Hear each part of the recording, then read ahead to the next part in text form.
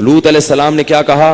ان ہؤلاء ضیفی فلا تفضحون، یہ میرے مہمان ہیں، خدا کا واسطہ مجھے ذلیل مت کرو. تو قوم جواب میں کیا کہہ رہی ہے؟ اولم ننہک عن العالمین، اے لوط تجھے جب اپنے مہمانوں کا اتنا خیال تھا، تجھے ہماری عادت کا پتہ ہے، تو تو نے ان کو گھر میں گھسنے کیوں دیا؟ جب آدمی گناہ کرتا ہے نا تو اس کے پاس بڑے دلائل ہوتے ہیں سامنے والے سے بحث، ہر بات کا جواب ہوتا ہے اس کے پاس. جب تجھے پتہ ہے کہ ہم ایسے لوگ ہیں تو آنے کیوں دیا گھر میں ان کو؟ عزت کا پہلے خیال کرنا تھا نا اپنا. اب لوط علیہ السلام کی کیا، لو ان لی، پھر کہنے لگے ہؤلاء بناتی، یہ میرے قوم کی بیٹیاں ہیں، ان کنتم فاعلین، تمہیں اگر خواہش پوری کرنی ہے ان سے شادی کرو. اس زمانے میں 4 سے بھی زیادہ شادیوں کی اجازت تھی، تو بھئی شادیاں کرو نا ان سے، یہ ہے نا عورتیں، ان کو کیوں چھوڑا ہوا ہے؟ قوم جواب میں کیا کہتی ہے؟ ما لنا فی بناتک من حق، ہمیں نکاح میں دلچسپی بولو نا نہیں ہے. خدا کی قسم یہی سوچ آج ہماری قوم کی ہے. خانقاہوں میں مراقبے کروائیں گے، محاسبے کروائیں گے، مدرسوں میں پڑھائیں گے، یونیورسٹیوں میں پڑھائیں گے، جب اس کے دماغ پہ شہوت چڑھے گی اس کو شادی کا مشورہ نہیں دیں گے. اس کو کہیں گے محاسبہ کرو، مراقبہ کرو، فلاں بزرگ کا بیان سنو، تبلیغ میں چلہ لگاؤ، 4 مہینے لگاؤ. خدا کی قسم لا الہ الا اللہ، یہ وہ سوچ ہے جو قوم لوط کی سوچ تھی، یہ مسلمانوں کی سوچ نہیں ہو سکتی. حرام شہوت سے بچنے کا راستہ اللہ نے شادی میں رکھا ہے، محاسبوں مراقبوں میں نہیں رکھا. نکال دو اس قرآن کو اپنے گھر سے باہر. اتنا میں معاشرے کے خلاف اس چیز میں لڑ کے خود تھک گیا ہوں کہ میں کبھی سوچتا ہوں یا تو میں پاگل ہو گیا ہوں یا یہ سارے لوگ پاگل ہو گئے. ایک خاتون کا میرے پاس فون آیا، میں بیوہ ہو گئی ہوں، میرے سے اپنی خواہش برداشت نہیں ہو رہی، زنا کا خطرہ ہوتا ہے، تو میں ایک کم درجے کا گناہ کر کے اپنی خواہش کو پوری کر لیتی ہوں. میں نے کہا حرام ہے، آپ نکاح کریں. مجھ سے کوئی نکاح کے لیے تیار نہیں ہے. میں نے کہا آپ اپنے حقوق سے دستبردار ہو کر کسی سے نکاح کر لیں کہ بھئی مجھے صرف اپنی اس حلال خواہش کے لیے کسی مرد سے نکاح کرنا ہے، میں اپنے آپ کو گناہ سے بچانا چاہتی ہوں، میں اپنے حقوق چھوڑنے کے لیے تیار ہوں. میں نے کہا کر لے گا نکاح، کیونکہ اللہ نے عورت کی خواہش کے لیے مرد کو بنایا اور مرد کے لیے عورت کو. اس کے علاوہ کوئی راستہ اسلام میں حلال نہیں ہے. اور اس مرد سے بھی قیامت کے دن سوال ہوگا جو اتنی بیوہ اور اس جیسی لاکھوں عورتیں بیٹھی ہوئی ہیں، حرام طریقے سے خواہشات پوری کر رہی ہیں، اور جب اس کمبخت سے کہا جاتا ہے کہ تو نکاح کر لے تو کہتے ہیں مجھ میں نکاح کی طاقت نہیں ہے.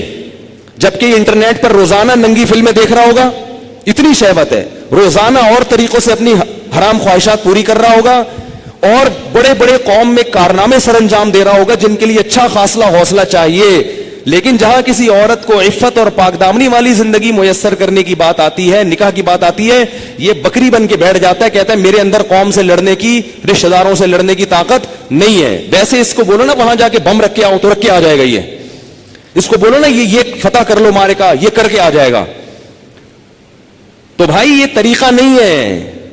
اللہ نے سورہ نور میں نظروں کی حفاظت کا حکم دیا اور اگلی آیت میں اللہ نے نکاح کا حکم دیا ہے، آلٹرنیٹ فوراً بتایا ہے.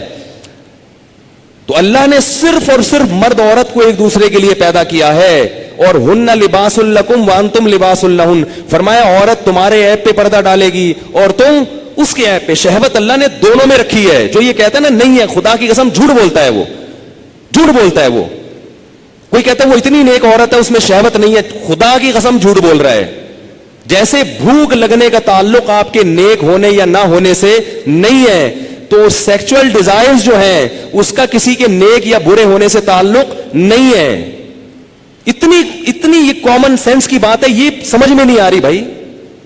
اتنی کامن سینس کی باتیں ہیں، اس میں کون سی میں ایسی باتیں کر رہا ہوں جو سمجھ میں نہ آئے، اس پہ میرے اوپر الزام لگتے ہیں، پتہ نہیں کیا سکھا رہے ہیں لوگوں کو. تو یہ جو الٹے کام آج کل ہو رہے ہیں نا، لڑکیاں بھی کر رہی ہیں، یونیورسٹیاں جانے والی لڑکیاں، کالج جانے والی لڑکیاں، میرے پاس فون آتے ہیں ہم یہ کر رہے ہیں، ہم یہ کر رہے ہیں. میں کہتا ہوں کیوں بھائی؟ کہہ رہے ہمارے اندر ڈیزائرز پیدا ہوتی ہیں، ہم کیا کریں مفتی صاحب، رشتے ہی نہیں آتے. اور لڑکا بھی کر رہا ہے. ان سے بولو کہ بھائی تم شادی کیوں نہیں کرتے؟ پیسے ہی نہیں ہے، کیسے کر لیں شادی؟ پیسے ہی نہیں ہے. گرل فرینڈ کے لیے پیسے کہاں سے آ جاتے ہیں بھائی تمہارے پاس؟ نکاح کے لیے یہ دماغ سے نکال دو کہ پیسوں کی ضرورت ہوتی ہے. یہ دنیا کا سب سے بڑا جھوٹ ہے کہ شادی کے لیے پیسے چاہیے. او بھائی شادی ایجاب و قبول کا نام ہے, خدا کی قسم نہیں چاہیے پیسے شادی کے لیے. اگر شادی کے لیے پیسے چاہیے ہوتے تو اللہ قرآن میں نکاح کا حکم دینے کے بعد غریب اور فقیر کو الگ سے ترغیب نہ دیتا. اللہ کہتے اگر فقیر ہو نا تو اللہ دے دے گا پیسے, کر لو شادی. اگر نکاح میں پیسوں کی شرط ہوتی کہیں بھی کسی بھی درجے میں تو اللہ کیا کہتے جن لوگوں کے پاس پیسے نہیں ہیں وہ صبر کریں. اللہ نے تو نہیں کہا. اب آپ کہیں گے جب پیسے نہیں ہے تو کیسے شادی ہوگی؟ نکاح نام ہے ایجاب و قبول کا. بھائی کسی لڑکی سے عقد کر لو, ایگریمنٹ کر لو کہ میں تمہیں اپنے نکاح میں لیتا ہوں, وہ اس کہ ہاں میں نے قبول کیا, گواہ سن رہے ہو, یہ بات ہو گیا. اب اگر پیسے نہیں ہے تو اس کو بتاؤ پیسے نہیں ہے میرے پاس, تم میرے گھر آگے رہنا چاہتی ہو تو میرے ذمے تمہارا خرچہ ہے, لیکن یہ ہے میرے پاس, میں جتنا خود کھا رہا ہوں اس میں سے آدھی روٹی تمہیں کاٹ کے دے دوں گا. بہت مشکل ہے. کچھ کرنا ہے نا تو کچھ کرنا پڑے گا, ورنہ چلتے رہو پھر اسی راستے پہ جو لوط علیہ السلام کی قوم والا راستہ ہے, ادھر ہی جاؤ. اور اس انجام ہماری قوم کا بھی وہی ہے جو ان کا انجام تھا, جو گوروں کا انجام ہوا ہے نا. گورے کو یہ سمجھانا بڑا مشکل ہے کہ لڑکوں سے بدفعلی غلط کیوں ہے. کیوں مشکل ہے؟ اس لیے کہ وہ نکاح سے دور بھاگ بھاگ کے لڑکوں کے اتنے عادی ہو چکے ہیں کہ اب وہ کہہ رہے ہیں یہ مولوی پاگل ہیں, ان کو پتہ نہیں کیسی باتیں کر رہے ہیں. یہ گند میں جب ایک دفعہ پڑ گئے نا پھر نکاح کے لیے پیسے ہوں گے تو بھی شادی نہیں کرو گے. یہ گند میں پڑنے سے پہلے کی باتیں ہیں ساری. پاکیزہ زندگی گزارو اللہ کے بندو, نکاح کرنا پیغمبروں کی سنت ہے, اور نکاح کے علاوہ راستہ اختیار کرنا یہ جہنمیوں کا طریقہ ہے, یہ پیغمبروں کا طریقہ نہیں ہے. موسیٰ علیہ السلام کے پاس کتنے پیسے تھے تو انہوں نے شادی کر لی تھی؟ کچھ بھی تو نہیں تھا. لڑکی کے باپ نے کہا 10 سال بکریاں چراؤ گے؟ انہوں نے کہا قبول ہے, چراؤں گا. انہوں نے کہا شادی تو ہو, چلو 10 سال بکریاں چلائیں گے, شادی تو ہو. ہمارے نبی کے پاس کتنے پیسے تھے جو انہوں نے 9 بیویاں رکھی ہیں, 11 شادیاں کی ہیں. ہمارے نبی کے پاس تو کچھ بھی نہیں تھا. بخاری میں حدیث ہے کہ ایک شخص آیا, لوہے کی ایک انگوٹھی نہیں ہے, نبی نے اس کا بھی نکاح کرایا, ان کی بھی شادی کرائی. تو بھائی جو کھا رہے ہو آدھی روٹی کس کو دے دینا؟ بیوی کو. بولے بھائی میں ابھی تو یہی کر سکتا ہوں. اگر مزے سے رہنا چاہے ٹھیک ہے, جانا چاہے بولے ٹھیک ہے طلاق لے لو, میں پھر کہیں اور کرتا ہوں. مل جائیں گی آپ کو انشاءاللہ, کرنا ہی نہیں چاہتے ہو. اور عورت کو بھی شوہر مل جائے گا. اور اگر اس لڑکی کو خرچہ نہیں مل رہا شوہر کی طرف سے تو کم از کم اس کی سیکچوئل ڈیزائرز تو پوری ہوں گی نا حلال طریقے سے, یہ ضرورت تو پوری ہو جائے گی نا. بھائی نکاح کر لے کہ بھائی مجھ میں بھی یہ خواہش ہے, میں حرام سے بچنا چاہتی ہوں, نکاح کر لیا مرد نے, اب کم از کم ان کو میاں بیوی کو ایک اپنی خواہش پوری کرنے کے لیے لباس تو مل جائے گا, ادھر ادھر منہ تو کالا نہیں کریں گے. رخصتی اس وقت کر لیں گے جب پیسے ہوں گے. آپ بولو بھائی میں اپنی آدھی روٹی کاٹ کے تمہیں نہیں دے سکتا, میرا پیٹ نہیں بھرتا, تم وہی رہو. پہلے سے ایگریمنٹ کر لیں گے. نکاح صرف نفقہ اٹھانے کے لیے نہیں ہوتا, زنا سے بچنے کے لیے بھی ہوتا ہے. بلکہ نکاح کا تو بنیادی مقصد زنا سے بچنا, اولاد پیدا کرنا ہے. یہ ذمہ داریاں تو اللہ نے ایک نظام کو چلانے کے لیے مرد کے کندھوں پہ ڈال دی ہیں, ورنہ نکاح کا بنیادی مقصد یہ نہیں ہے. اگر یہ مقصد ہوتا تو محمد صلی اللہ علیہ وسلم حضرت خدیجہ سے شادی نہ کرتے, کیونکہ حضرت خدیجہ کے پاس پیسے تھے, ہمارے نبی کے پاس پیسے نہیں تھے. ذمہ داری اٹھانے کے لیے اگر شادی ہوتی تو خدیجہ سے, ہمارے نبی کی ذمہ داری حضرت خدیجہ نے اٹھائی ہے. نہیں آ رہی بات سمجھ میں؟ پہلی شادی جو ہمارے نبی کی ہوئی ہے اس میں ذمہ داری کس نے اٹھائی ہے؟ حضرت خدیجہ نے. حضرت خدیجہ فرمائے میرے پاس مال بہت ہے, شریف آدمی نہیں مل رہا کوئی, تو آپ نکاح, آپ شریف ہیں ٹھیک ہے. تو 2 فائدے ہمارے نبی کو اللہ نے دے دیے, ایک بیوی مل گئی اور اللہ نے مالی لحاظ سے غنی کر دیا. تو باقی سب چیزیں بعد میں ہیں. سب سے پہلے اپنے آپ کو حرام کام سے بچنے کے لیے نکاح کرو. تم گناہوں میں پڑو گے, تمہارے ماں باپ کو اس پہ تکلیف نہیں ہوگی. آج کل نہیں ہوتی ماں باپ کو تکلیف, وہ کہتے ہیں زنا کرتا رہے, کچھ بھی کرتا رہے, بہو گھر میں آئی تو ٹانگیں توڑ کے نکال دیں گے, کیونکہ یہ بہو ہماری جائیدادیں کھا جائے گی, یہ ہمارے پراٹھے کھا جائے گی, اب 1 انڈا پکڑا ہے 2 انڈے پکیں گے. وہ یہی سوچتے رہتے ہیں. اتنا چھوٹا دل. ابے بھائی اللہ نے جس نے تمہیں کھلا لیا یار, اگر بہو ایک گھر میں آ گئی 2 روٹی زیادہ پک جائے گی نا, اور کیا ہوگا, 2 روٹی زیادہ پک جائے گی. اللہ نے ایک دوسرے کے لیے پیدا کیا ہے, اور بالغ ہوتے ہی یہ خواہش رکھ دی ہے. رکھنا اس کی علامت ہے کہ ہم ان دونوں کو نکاح کی ضرورت ہے. گوروں کے ہاں نکاح پر پابندی ہے, تو 13 سال کی لڑکیوں کے بوائے فرینڈ پھر کیوں ہوتے ہیں؟ اس لیے کہ ان میں یہ ڈیزائرز پیدا ہو چکی ہوتی ہیں. تو لوط علیہ السلام قوم کو کہتے کہتے تھک گئے کہ شادی شادی شادی شادی. وہ یہ نہیں کہہ رہے کہ میں نے خانقاہ کھولی اس میں مراقبہ کرواؤں گا تمہیں, محاسبہ کرواؤں گا, چلہ کرواؤں گا, اور پھر بزرگوں کے بیانات سنیں گے تو تمہارے دل سے یہ نفرت نکل جائے گی. یہ نہیں کہہ رہی لوط علیہ السلام. یہ 4 مہینے لگواؤں گا تبلیغ میں تم سب کے. ایسا آدمی 4 مہینے کے لیے نکلے گا نا, وہاں لوگوں کو خراب کر دے گا. یہ جو شہوت پرست آدمی ہے نا, جس کو حلال خواہش پوری نہیں ہو رہی, یہ تبلیغ کا ماحول جا کے کیا کرے گا؟ اس کو مدرسے میں چھوڑو گے, مدرسے کے طلبہ کو بگاڑ دے گا. اس کو بچوں کا استاذ بناؤ گے, قاری بناؤ گے, بچوں کو پیل دے گا. یہ اللہ معاف فرمائے, میں بہت برے الفاظ استعمال کروں, لیکن ہو رہا ہے یہ سب کچھ. بچوں کو خراب کر دے گا یہ. میں تو کہتا ہوں مدرسوں میں ایسے قاری کو رکھا نہ جائے جو شادی شدہ نہ ہو. رکھا کتنا ہی ایسے پیر اور مرشد سے بیعت نہ ہو جو شادی شدہ نہ ہو.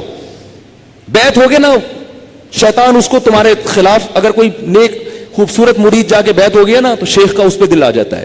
بھائی اللہ نے نظام نہیں رکھا نا. ایک چیز, آپ کو بھوک لگ رہی ہو, کھانے کو روٹی نہیں ملے گی, تو جو تھوڑے دن تک برداشت کرو گے, پھر کچرے سے گند نکال نکال کے کھانا شروع کر دو گے. کب تک برداشت کرے گا؟ تو جب مرد اور عورت کی خواہش پوری نہیں ہوتی, نتیجہ کیا نکلتا ہے؟ وہ گند کی طرف جانا شروع. اور ایک وقت تک تو واپسی کا چانس ہوتا ہے, کچھ وقت کے بعد پھر پیسے آ جائیں گے نا, کروڑوں روپے بھی, پھر بھی واپسی کا چانس. تبھی نکاح کے بعد بھی گندگی میں پڑے رہتے ہیں ایسے لوگ. دیر سے جن کی شادیاں ہوتی ہیں نا, شادی کر کے بھی گناہ نہیں چھوڑتے وہ. تو لوط علیہ السلام نے کیا کہا اپنی قوم کو کہ یہ عورتوں سے نکاح کیوں نہیں کر رہے؟ قوم جواب میں کہہ رہی ہے, ما لنا فی بناتک من حق, ہمیں عورت سے نکاح میں دلچسپی ختم نہیں ہے. اس سے پتا چلا کہ گناہوں میں جب پڑو گے تو حلال کی لذت, بولو نا, ختم ہو جائے گی, ختم ہو جائے گی. اور یہی ہو رہا ہے ہمارے معاشرے. بیویاں گھر میں بیٹھی ہوئی ہیں اور منہ کالے ہو رہے ہیں باہر جا کے. عورتوں کے اپنی زوجاؤں کو وقت ہی نہیں دیتے, محبت ہی ختم ہو گئی, کیونکہ اتنی گرل فرینڈ ہیں اسے منہ کالے کرا لی ہیں, اتنی عورتوں سے منہ کالا کرنے کی عادت پڑ چکی ہے, وہ شادی سے پہلے پڑ چکی ہوتی ہے. آج کل جو شادی کے بعد کیسز آ رہے ہیں نا, وہ پتہ ہے کیا آ رہے ہیں؟ شادی ہوئی تو پتا چلا میرے میاں کی اتنی پہلے سے فرینڈز ہیں, اب چند دن تو بیوی کی طرف رغبت تھی, اس کے بعد وہ پرانی والی فرینڈز وہی شروع ہو گئے. عورت پہ کیا گزرتی ہے؟ عورت سب کچھ برداشت کر لیتی ہے, مگر مرد کی بد کرداری عورت سے برداشت نہیں ہوتی. اس کو یہی نہیں پتا کہ کل کس عورت کے ساتھ دوستی لگائے گا, پرسوں کی. گھر تو ایسے گھر تھوڑی چل سکتا ہے. ایک عورت کی کال ہوتی نا جو ایسے اپنے غم بتاتی ہے, تو میں آپ کو بتاتا, درجنوں عورتیں ہیں. نتیجہ کیا نکلتا ہے کہ ان لڑکوں کو شادی سے پہلے لڑکیوں سے دوستیوں کی عادت پڑ چکی ہوتی ہے, وہ چسکے لے لیے ہوتے ہیں. اب شادی کے بعد پھر وہ کہتے ہیں یار ایک بیوی یہ کیا ہے, یہ درجنوں لڑکیاں, درجنوں لڑکیاں. پہلے ہی سے جب بچہ بالغ ہو تو والدین کو اللہ کا واسطہ دے کے کہتا ہوں اپنے بیٹوں کی بیٹیوں کی فکر کرو. بچہ بالغ ہو, برائیوں میں پڑنے سے پہلے پہلے اسے اس کو گھر بار پہ لگا دو. اتنا نیک شریف نکلے گا, دیکھو آپ دعائیں دو گے مجھے, ایسا پیارا بچہ نکلے گا آپ کا, تھوڑے دن میں اس کی اولاد ہو جائے گی, میاں بیوی بچہ, وہ اسی میں مشغول ہو جائیں گے. اس کے کیونکہ اللہ نے انسان کے دل میں فطری طور پر گناہ سے نفرت رکھی ہے. جب اس کی حلال طریقے سے تسکین ہو جائے گی تو فطری طور پر اس کا طبیعت جائے گی نہیں گناہ کی طرف. میرے جو بزرگ ہیں, میرے مشائخ ہیں, 13 14 سال کی عمر میں ان کی شادیاں ہوئی تھیں. ایسی پاکیزہ زندگی انہوں نے گزاری ہے. میرے جو بزرگ ہیں, میں ان کی بات کر رہا ہوں, 13 سال 14 سال میں ان کی شادیاں ہوئی ہیں, ایسے پاکیزہ زندگی. تو میڈیا تمہیں جہنم کی آگ کی طرف لے کے جائے گا.